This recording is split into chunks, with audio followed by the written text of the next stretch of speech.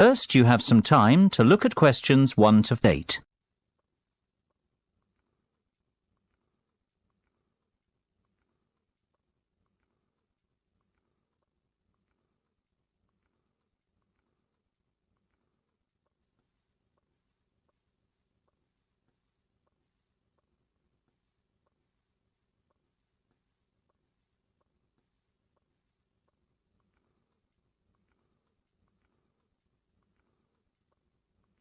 You should answer the questions as you listen, because you will not hear the recording a second time.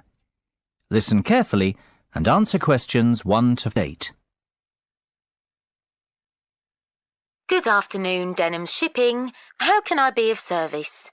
Well, I wish to inquire about sending a container of personal items from the UK to Ireland. No problem.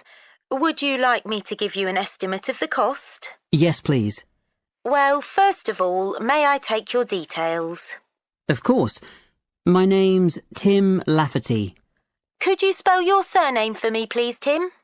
Yes, it's Lafferty. L-A-F-F-E-R-T-Y. Thank you, Tim. Now, where would you like us to pick your container up from? My university, if possible. OK. Let me make a note of the address. It's Abbeyfield University. Is that A-B-B-E-Y-F-I-E-L-D? That's right. Park Street, Brighton. Perfect. And may I take down your postcode too? It's BR8 9P3. Great. Thank you, Tim. Have you the container's measurements? I do. It's approximately 2.5 metres long by 1.25 metres wide. I see. Quite a big one then. Indeed. And the height? I make it 1.20 metres deep. So that's 2.5 by 1.25 by 1.2. Right. And what will actually be in the box, Tim? Oh, mostly old uni books. OK. And some music albums. Anything else? Yes, a little bit of stationery. I see. And could you put an estimate on the value of the items? The books are quite valuable. They're worth around £1,800. The music albums, maybe half that, say £900. And you can put the stationery down as £300. Before listening to the rest of the conversation, you have some time to look at questions 9 and 10.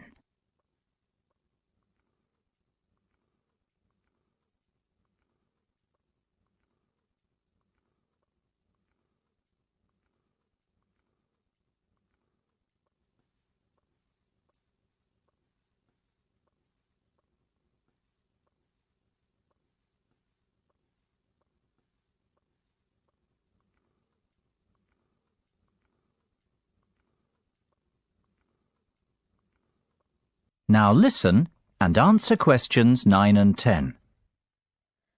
OK. And will you be purchasing contents cover from us also? I'm not sure what you mean. Sorry, let me explain. Because your items are worth more than £2,000, we recommend that you purchase insurance to cover yourself in the event of damage or loss. Makes sense. What are my options?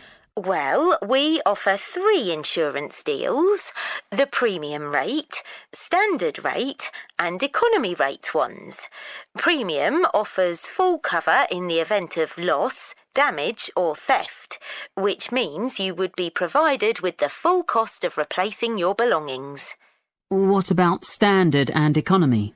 Standard will give you today's value, the second-hand value of your belongings, and economy provides you with a fixed payment of £1,000 in the event of loss, damage or theft. Well, I can afford to live without those books, to be honest. So just give me the cheapest option. We recommend standard cover for all our customers. No, thank you. That won't be necessary. The cheapest option will be fine. No problem. And one last thing, will you be needing delivery at your office, at your house, or do you intend to pick up your container at the port?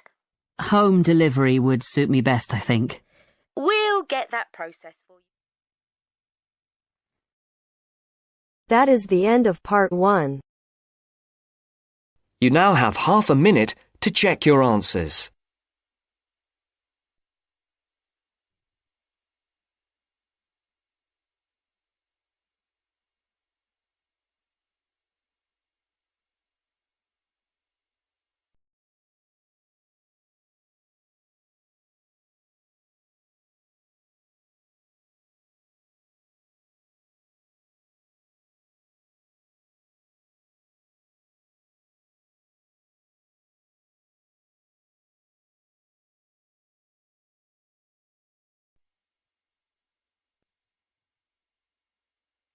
Now turns to part 2. Part 2. You will hear part of a podcast for visitors to the popular holiday region called the Treloar Valley. First, you have some time to look at questions 11 to 14.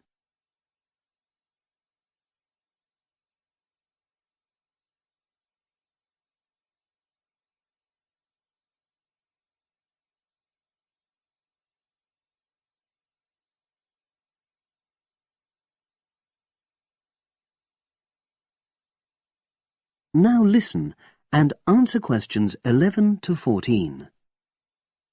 The valley and estuary of the River Treloar forms an unspoiled, beautiful landscape, rich in both wildlife and sites of historic interest.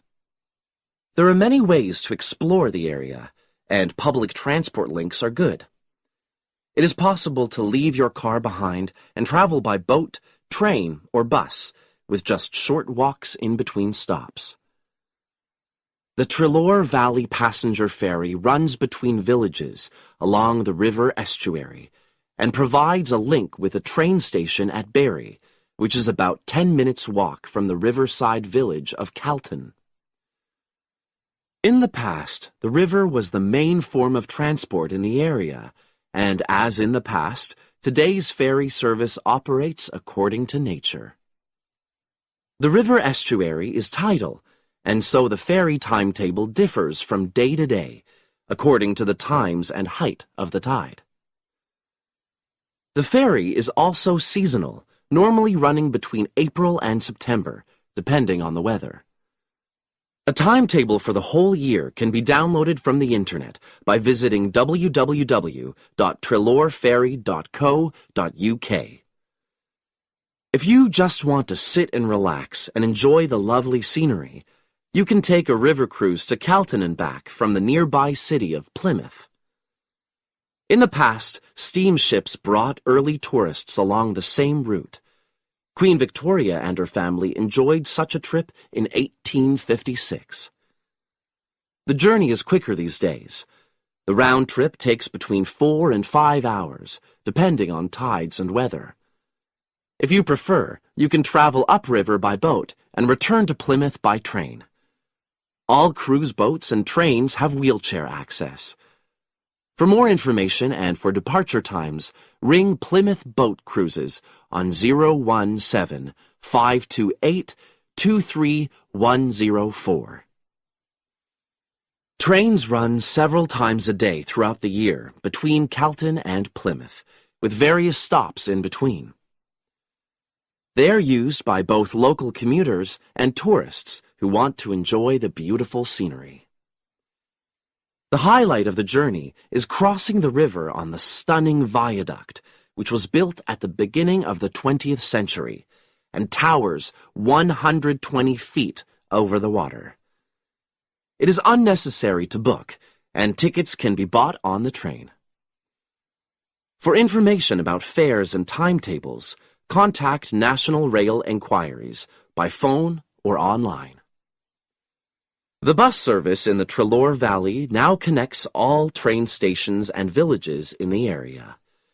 Especially for holidaymakers, there's a Rover ticket which can be used at weekends and on national holidays and allows unlimited journeys on those days. The Rover ticket provides great value for money and is now even cheaper than it was last year. An adult ticket costs £5.50 a day. Senior citizens can travel for £4.50, and a family ticket for up to 5 people costs just £12. Tickets can be bought on the bus. Now you have some time to look at questions 15 to 20.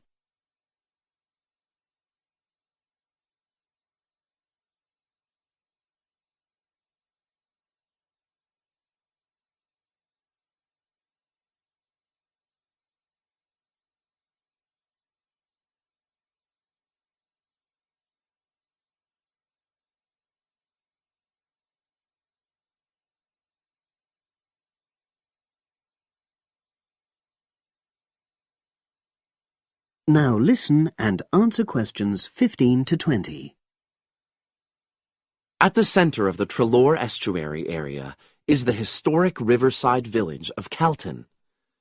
The main road comes into the village from the south, and for those of you who are arriving by bus, it turns left just before the bridge and stops in the lay-by on the left-hand side. From there, it's just a short walk to Calton's various attractions. If you're arriving by car, you have to leave it in the main car park. Go over the bridge and take the first turning on the right. Then go on until you come to the end of that road. It's the only place to park in Calton, but there's no charge. If you're interested in local history, there's a museum in Calton with farming, fishing, and household implements from the late 19th century. As you come in from the south, cross the river and go straight on the same road until you reach the end. Also, on the subject of history, you can go and see the old mill, which has recently been renovated and put back into use. Turn left before you come to the bridge. Then go straight on and then take the first turning on the right. This leads straight there. If you're interested in arts and crafts, there's a potter's studio where you can watch the artist at work. After crossing the bridge, turn left, and it's the second building on the left. Finally, when you feel in need of refreshments, there's a cafe opposite the old boathouse and a picnic area near the mill.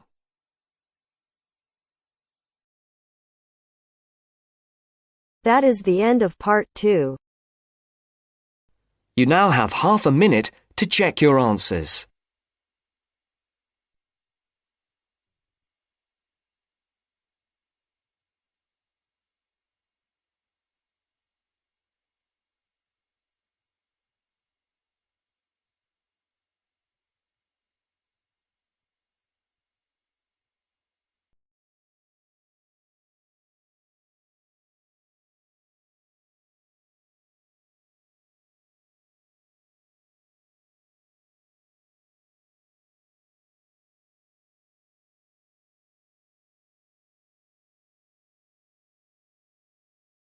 Now turns to part 3. Part 3. You'll hear a conversation between Astrid and Henry about the lecture they've just heard. First, you have some time to look at questions 21 to 24.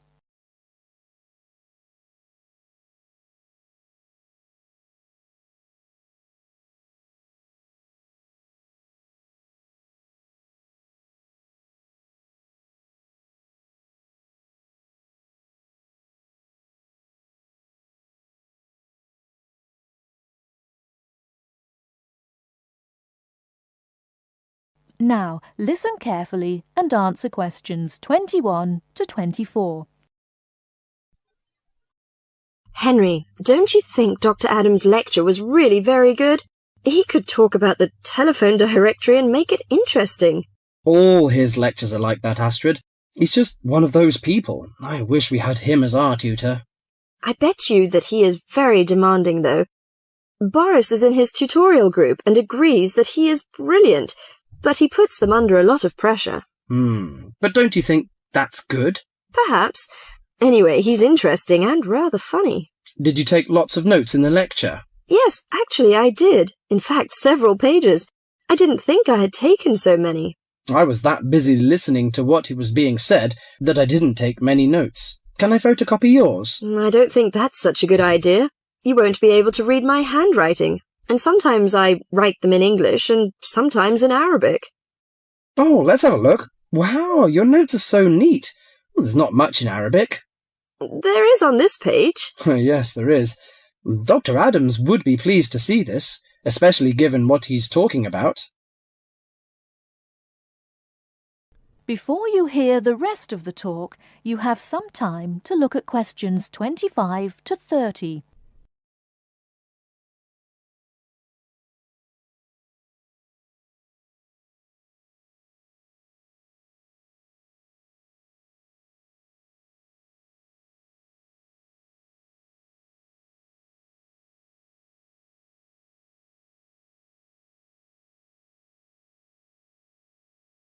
Now listen and answer questions 25 to 30. Don't you keep careful notes? Sometimes. It depends on the lecture. I don't think I'll forget Adams's lecture today, but some of the details will fade. I type up everything afterwards, so you can have a copy then, and you can fill in anything I've missed. I'm not so good on the broader concepts. I'm better when it comes to detail. Just what Adams was talking about. Well, I am definitely a detail person. I need to have everything written down before I can get the concepts clear in my head. And I am the complete opposite. I find all the detail clutters up my mind, and I get very frustrated, which was just what he was on about. He mentioned a book he had written. He mentioned several. The one on space and the individual. Yes, called My Space. It's on the book list. So it is. I think I'll get that out of the library, or get my own copy. Did you get what he said about spatial awareness? I didn't really. Yes, it was fascinating. I can't be as eloquent as Adams was, but I know several people who are frighteningly intelligent, but they have difficulty reading simple directions, even when getting to places that they know very well. I find that difficult to understand. Everyone learns the way to walk to the shops and things like that. You mean just the way people learn spelling? You know, people misspell words, make mistakes in countless areas of their lives, and going in the right direction is just the same. Remember what Adams said about the number of people who cannot tell left from right, north from south, and so on? Do you know which way is north? It's that way. You see, I couldn't have told you that. Really? I haven't a clue which way is which. That's why I'm always getting lost when I go out on my bike. And put me in a completely new place and I am totally lost. What about maps? Oh, I'm hopeless at reading them.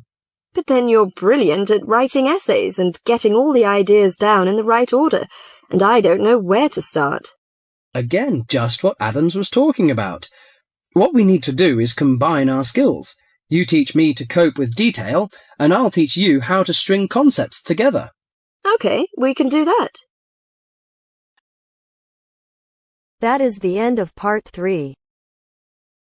You now have half a minute to check your answers.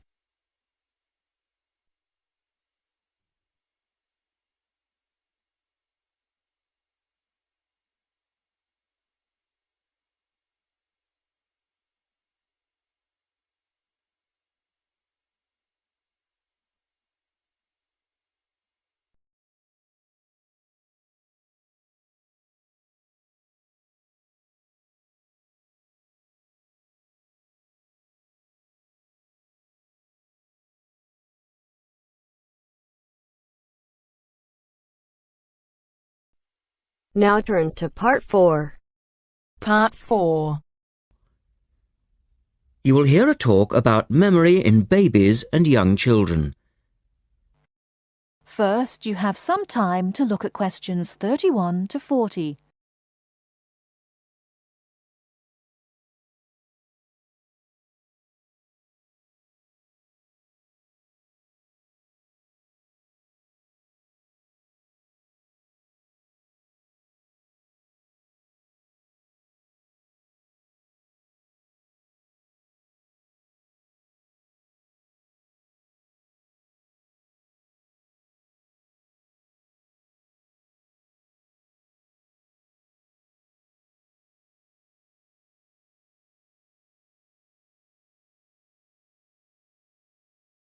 Now listen carefully and answer questions 31 to 40. We're going to look today at some experiments that have been done on memory in babies and young children. Our memories, it's true to say, work very differently, depending upon whether we are very old, very young, or somewhere in the middle. But when exactly do we start to remember things? And how much can we recall? One of the first questions that we might ask is, do babies have any kind of episodic memory? Can they remember particular events? Obviously, we can't ask them, so how do we find out? Well, one experiment that's been used has produced some interesting results. It's quite simple and involves a baby in its cot, a colourful mobile, and a piece of string. It works like this. If you suspend the mobile above the cot and connect the baby's foot to it with the string, the mobile will move every time the baby kicks. Now you can allow time for the baby to learn what happens and enjoy the activity. Then you remove the mobile for a time and reintroduce it sometime from 1 to 14 days later. If you look at this table of results, at the top 2 rows, you can see that what is observed shows that 2-month-old babies can remember the trick for up to 2 days, and 3-month-old babies for up to a fortnight. And although babies trained on one mobile will respond only if you use the familiar mobile, if you train them on a variety of colours and designs, they will happily respond to each one in turn. Now, looking at the 3rd row on the table, you will see that when they learn to speak, babies as young as 21 months demonstrate an ability to remember events which happened several weeks earlier. And by the time they are 2, some children's memories will stretch back over 6 months, though their recall will be random, with little distinction between key events and trivial ones. And very few of these memories, if any, will survive into later life. So, we can conclude from this that even very tiny babies are capable of grasping and remembering a concept. So, how is it that young infants can suddenly remember for a considerably longer period of time? Well, one theory accounting for all of this, and this relates to the next question we might ask, is that memory develops with language. Very young children with limited vocabularies are not good at organising their thoughts. Though they may be capable of storing memories, do they have the ability to retrieve them? One expert has suggested an analogy with books on a library shelf. With infants, he says, it's as if early books are hard to find because they were acquired before the cataloguing system was developed. But even older children forget far more quickly than adults do. In another experiment, several 6-year-olds, 9-year-olds, and adults were shown a staged incident. In other words, they all watched what they thought was a natural sequence of events. The incident went like this. A lecture, which they were listening to, was suddenly interrupted by something accidentally overturning. In this case, it was a slide projector. To add a 3rd stage, and make the recall more demanding, this accident was then followed by an argument. In a memory test the following day, the adults and the 9-year-olds scored an average 70%, and the 6-year-olds did only slightly worse. In a retest 5 months later, the pattern was very different. The adults' memory recall hadn't changed, but the 9-year-olds had slipped to less than 60%, and the 6-year-olds could manage little better than 40% recall. In similar experiments with numbers, digit span is shown to vary. That is the end of part 4. You now have half a minute to check your answers.